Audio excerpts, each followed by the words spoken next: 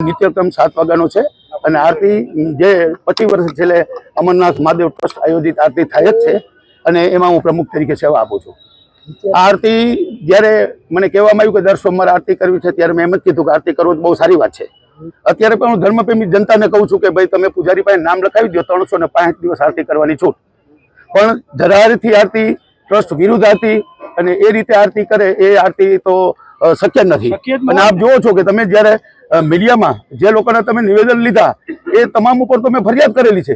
મારી ફરિયાદ હજી દાખલ કરવામાં નથી આવી અને એની 2 મહિના પહેલાની અરજી હતી દાખલ કરવામાં આવી, બરાબર છે। મારા ઉપર જે આક્ષેપ કરવામાં આવ્યો કે મંદિર ધણીધોરી વગરનું છે।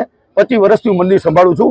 આ મંદિરમાં રામ, લક્ષ્મણ, જાનકી, સીતારામ, શિવશક્તિ, બરાબર છે। અને આ મંદિરનો 90% ખર્ચ મેં એકલાય ભોગવ્યો છે। એટલે હું એમ નથી કહેતો, છતાં આ મંદિર માટે હું કોઈ દિવસ કોઈ એક ફરિયાદ કરે ધર્મપ્રેમી જનતા કે બાપુની દાદાગીરી છે, આ છે, તે છે, નહીં। હું તો શિવનો પરમ ભક્ત છું, એટલે મને શિવ માટે માન હોય એટલે મેં તે દી ભાઈ ઓલા જસ્મીનભાઈને ધમકી નથી આપી। મેં એમ જ કીધું હું શિવનો ભક્ત છું, હું કમળ પૂજા કરી લઈશ, ખુલ્લી તલવારે બેસીશ, બરાબર છે। અને અમારે પેલા ક્ષત્રિયો કમળ પૂજા કરતા શિવની, એટલે એવું મેં કીધું હતું। અને એવું તમે વિડીયો ક્લિપમાં સાંભળી લેજો કે હું તને મારી નાખીશ, કાપી નાખીશ, મા બેનામણી ગાળું, એવું કાંઈ મેં નથી આપેલું। પણ એવો માહોલ ઉભો કરી દીધો અને આપને મીડિયાને, મેં તો આજે આપે મીડિયાને નથી બોલાવ્યા, હું તો આપને બોલાવવાનો છું, પણ મારી તબિયત સ્વસ્થ નહોતી એટલે મેં મીડિયાને, અને આજે આપની સમક્ષ વાત નથી કરવી, બરાબર છે। એટલે મીડિયાને, અને બીજું મેં સમાજનો આભાર એટલે માન્યો કે આપે મીડિયામાં જોયું હશે કે સમગ્ર ગામ અને તાલુકા અને જિલ્લા અને સમગ્ર ગુજરાતની અંદર જે માહોલ થયો છે ઇતિહાસનો પહેલો દાખલો હશે। તો સમાજ માટે મેં કંઈક કર્યું હશે। હું આંતરરાષ્ટ્રીય પ્રમુખ તરીકે સેવા આપું છું। કન્યા કેળવણી માટે 2000 ગામમાં ફર્યો છું। હું America, London, Australia, Gandhinagar, Dwarka 5 conference કરી છે અને હું સામાજિક માણસ છું, શિવનો પરમ ભક્ત છું।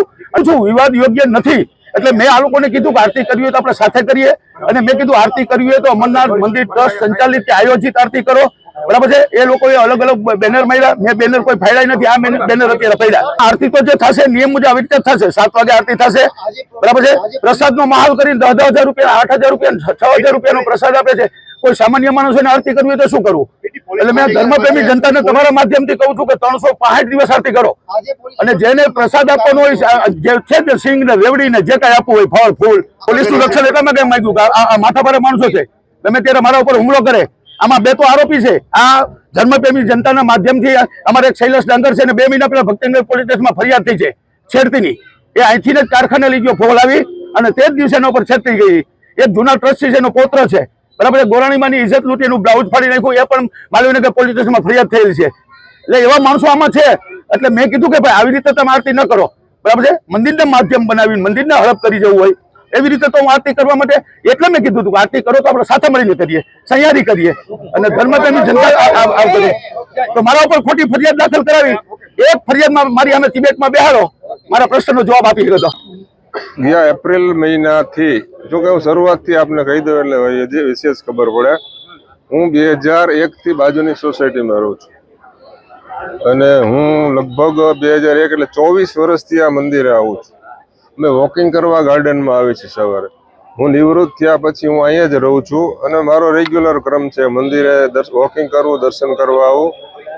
પણ ઇસ્યુ એવો ઊભો થયો છેલ્લા 4-1 મહિના પહેલા કે ભાઈ આમાં આરતી કરવી હોય તો આમ કરવું પડે।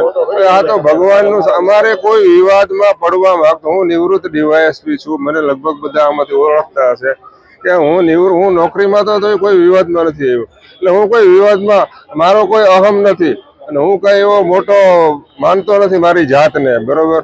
પણ આ તો ભગવાન શિવ છે, એ બધા એના ભક્ત જ હોય। ભગવાન શિવના તમામ આરાધકો જ હોય। એટલે ભગવાન શિવના માધ્યમથી કોઈ વિવાદ કે ઊભું થાય એવું આપણે ઈચ્છતા નથી અને એમણે કીધું કે અમે કરીએ મળીને તો આપણને કઈ વાંધો જ નથી ભાઈ। આરતી થવી જોઈએ એ મુખ્ય વાત છે। એમાં હું કરું કે તમે કરો કે આ કરે કે એવો પ્રશ્ન જ નથી। એટલે આમાં ઇસ્યુ બનાવવાની કોઈ વાત જ નથી, કારણ કે હું માનું છું ત્યાં સુધી મંદિરના બાબતે ઇસ્યુ આવા થતા હોય એવું મેં ક્યાંય જોયું નથી। તો ટ્રસ્ટમાં લોકોએ ચેરિટી કમિશનરને આપેલી છે અરજી, ખરેખર શું પોઝિશન છે એ તો ચેરિટી કમિશનર જયારે એ લોકો એમ કે છે પીટી જાડેજા કે હું પ્રમુખ છું, એટલે એકચ્યુઅલી મને ઓન પેપર શું છે ત્યાં આપણને ખબર નથી। લોકોએ મંદિર બનાવ્યું, આમના ફાધરે બનાવ્યું હતું, રાણા બાપુના ફાધરે બનાવ્યું હતું। પછી અને દાદાએ મંદિર બનાવ્યું હતું. પછી આપણે પીટી બાપુ એમાં ટ્રસ્ટી તરીકે આવી ગયા. પછી આ બીજા લોકો બધાએ જે હતા એ ટ્રસ્ટી જૂનાને કાઢી મૂક્યા. અત્યારે અમારે હાલમાં અમારા બધા ટ્રસ્ટી અમારી સાથે જ છે. બેંકમાં એકાઉન્ટ નથી, વિગત ક્યાંય નથી, એમ નામ ટ્રસ્ટ ચાલે છે. આપ જોઈ શકો છો, કોણ ગુંડા હતા ને કોણ સારા માણસો હતા.